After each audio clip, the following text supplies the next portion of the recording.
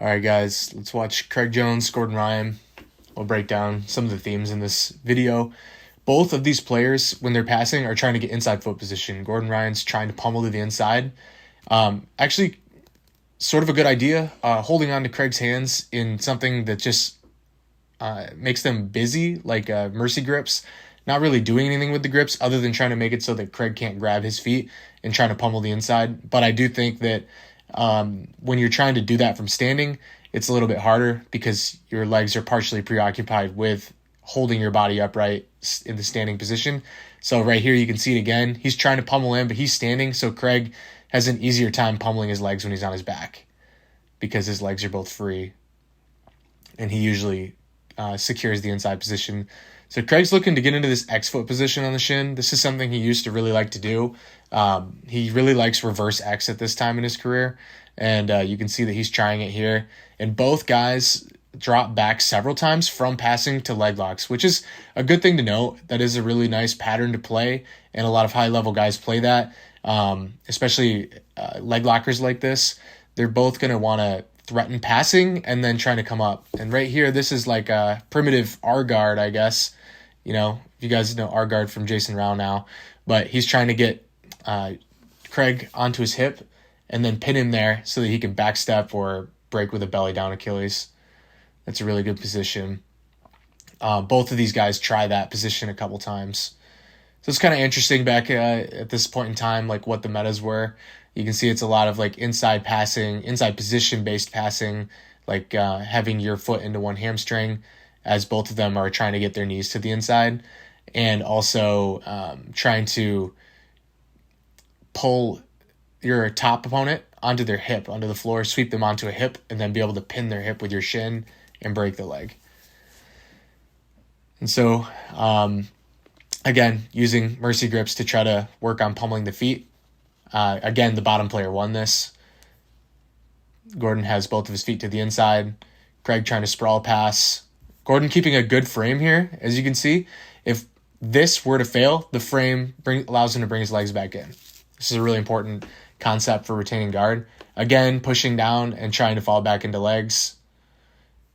This time, Gordon came up, but he had a leg in between his legs, which set Craig up for this single leg X really nicely as he pulled Gordon's other leg forward. You can see that again. Right here. He came up onto a leg, so that kind of already set up Craig's wedging leg for the single leg X, where he could just fall back on that. But Gordon's obviously very adept at leg lock defense, training in the blue basement at the time. Really nice scissor sweep here for Craig from the reverse X. He feels Gordon's weight going back and posts out on that foot. Again, he's trying to pin this hip. You can see he tried to bring his knee up. We'll just watch that one more time, guys.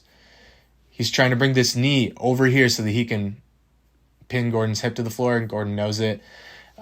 He's coming up, and Craig also really likes to do those ashi catches where he brings him up and then shoots his leg through into a cross ashi. And so Gordon's trying to keep that leg weightless. And now, a lot of times at this point in Craig's career, he's looking for back steps. Gordon's widening his base so he can't get backstepped on. And in this position, Gordon has like a high body lock. And Craig likes to go for these like bottom side Ezekiels, but I think he looks to get them more to try to like get a reaction, like something they might have to respect and give him space. But now that he did that, he wasn't very cognizant of like allowing these double underhooks, and now Gordon has a body lock. So as Gordon has this body lock, Craig's trying to get his other side butterfly hook in, which really helped him retain. Watch that one more time. He's got this body lock, and Gordon and Craig, you can see Craig's trying to work his foot into the inside. Once he gets his foot into the inside, it becomes a lot easier to just get small base outs in each direction and get both feet back to the inside. So again, both of these guys are always trying to bring their feet to the inside position. You can see right there again. Gordon's trying to walk out of it and pin it to the floor. And this is where he wants to be typically for his HQ passing, the float passing. And I believe he tries to sprawl right here. Yep. And when the knee is in the bottom hip, let's watch this one time here. This is just a cool concept. Like, this is kind of forgotten guard passing a little bit because Gordon did it a while ago, and now there's other things that are hot, like a lot of outside passing nowadays. But When Gordon's in this HQ position, he thinks of it like a top hip and a bottom hip. So this is his top hip. If he got flipped with this hook, this hip would go in the air first and he would fall to his right. And when Craig's knee is in the top hip, he does more leg pummeling. Like if you guys watch Joseph Chen's high tripod passing, he'd be trying to like pummel over the feet. But when this knee, the guard player's knee drifts into the bottom knee or the bottom hip of Gordon, which means Gordon's right hip, then he does a lot of sprawling. So he'll just like push in, wait for Craig to push back, and then try to sprawl off of it and hip switch past the hook, which he tries to do right here because it's drifting right there. Now it's in that hip. He pushes in, he waits for a pushback, and he sprawls. Craig had really sticky feet, so it didn't really matter, but it was still a good attempt. It's a really nice guard pass to learn. And now we see Craig in one of his favorite positions in the Z guard, but one thing about a Z guard, guys, is that it doesn't stop anyone from standing. And so Gordon understands that and just stands back up and tries to repummel his feet. So if you guys are getting frustrated in Z guard, one of the unorthodox ways that you can start to deal with that is to just start standing up. Because there's really nothing that a half guard does to keep somebody from standing up. Now Gordon is in a body lock and he's looking to pin a foot. So this right here is probably what you don't necessarily want to be doing. Craig is trying to make sure that Gordon can't step over the knee, and that's definitely a priority.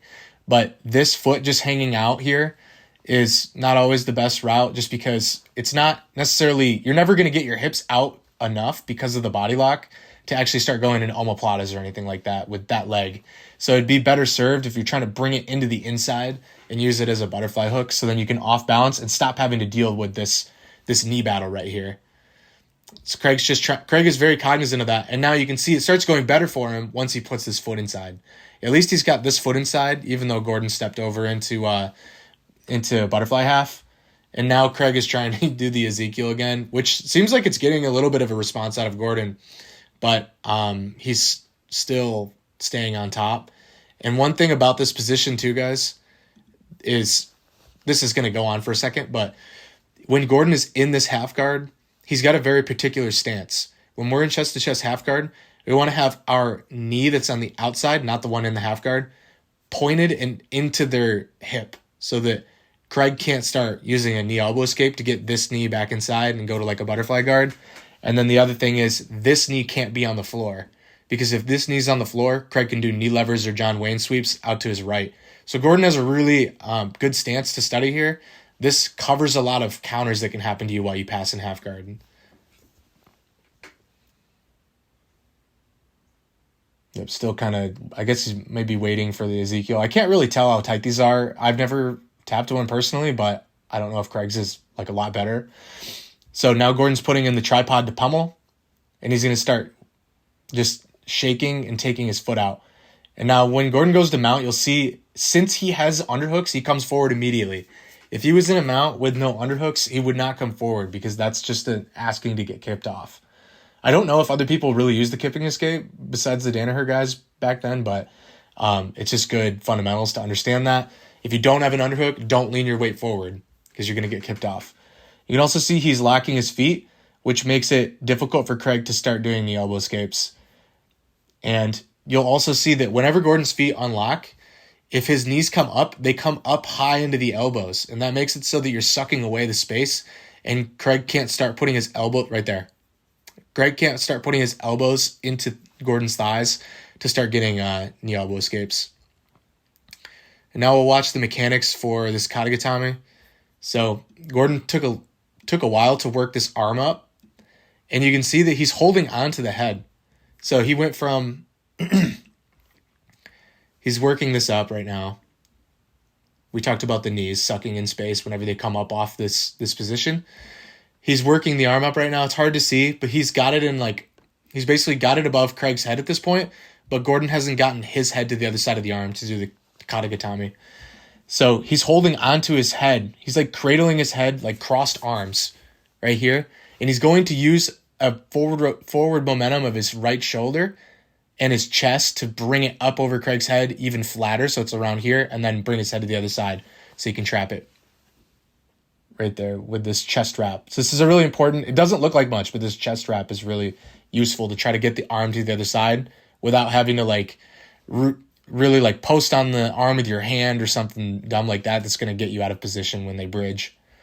So now he's already got his arm really flush against the neck. He just comes off the side, and honestly, that was either really tight or Craig was just really tired after trying to retain through that. It was kind of a long grind of a guard pass there. So I honestly think both the guys did really well in this match. It's kind of an interesting one to study. It's honestly interesting how both guys actually had a very similar game, I think, back at that point in time. Even though they had different coaches, both of them looked like they highly valued the inside position rather than like using some of the outside positioning people do now, like K-guard and close guard. And they both liked HQ passing. They both mixed passes with falling back for legs. And they both seem to understand the value of butterfly hooks for retention. So I'll do another breakdown of Craig Jones and Gordon Ryan, probably for EBI, the other EBI match they had. And I'll post that as well. So thanks for watching, guys. As always, Eddie with Crash and Flow BJJ.